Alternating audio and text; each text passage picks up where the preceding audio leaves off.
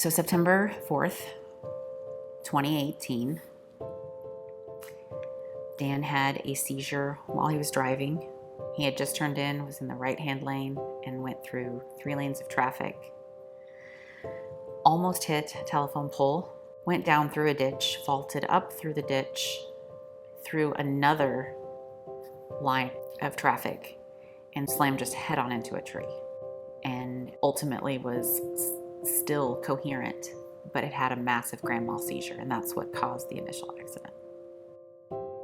When I first got the call about the accident, I had just left the studio I was working at.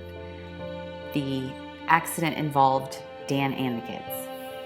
We had plans to pick up Ronan, his son, and take him to the park, and that all changed in a flash. Getting the call, you can't get there fast enough, and no one is moving fast enough for you to get there. And you're hoping that everything's gonna be okay. When I first arrived, they had already taken Ava and used the jaws of life to get her out. And Andrew had come out the back window. And I just remember I didn't hear anything. No matter what anybody said to me, it was like I was tunnel focused into those 3.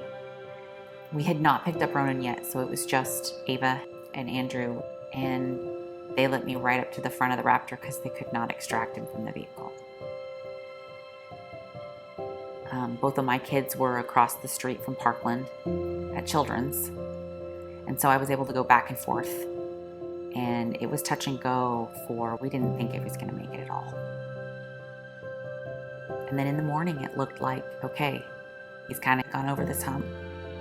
It was pretty traumatic to just see what Dan looked like afterwards, to know that he had loss of 2 limbs, and he had put on like 40 pounds overnight in saline.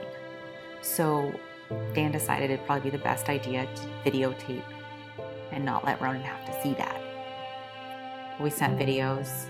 I remember holding up a poster board with the words on it. All you had to do was read the words, videotape it, but Ronan and Dan are inseparable. They're 2 peas in a pod. And it was tough to tell Ronan that your dad's been in an accident. It's been pretty bad, and he's lost his legs. But Ronan knew Dan's got tough grit. He's gonna make it through. And he did, and he's in the other room playing video games with him. So it's good.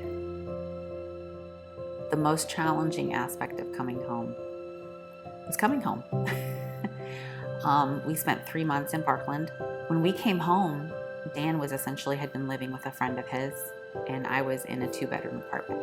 And so coming home was challenging enough. Finding a place, 3-bedroom for all of us, and then coming home to things that you think are adapted, but they're not. The daily struggles of just moving from one chair to the other. So at this point in the game for us, there will always be a challenge.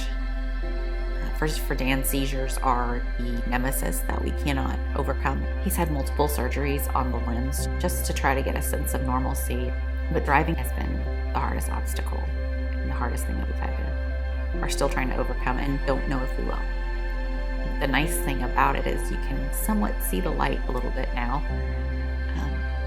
Stepping through the fog and seeing the other side a little bit. It's organizations like Spirit of a Hero that really changed the game for so many veterans. You get so tired of fighting through hoops and swimming upstream, and you can't imagine what it's like to have someone come in and say, we got you, we got this. We got your bathroom. We'll take care of it for you.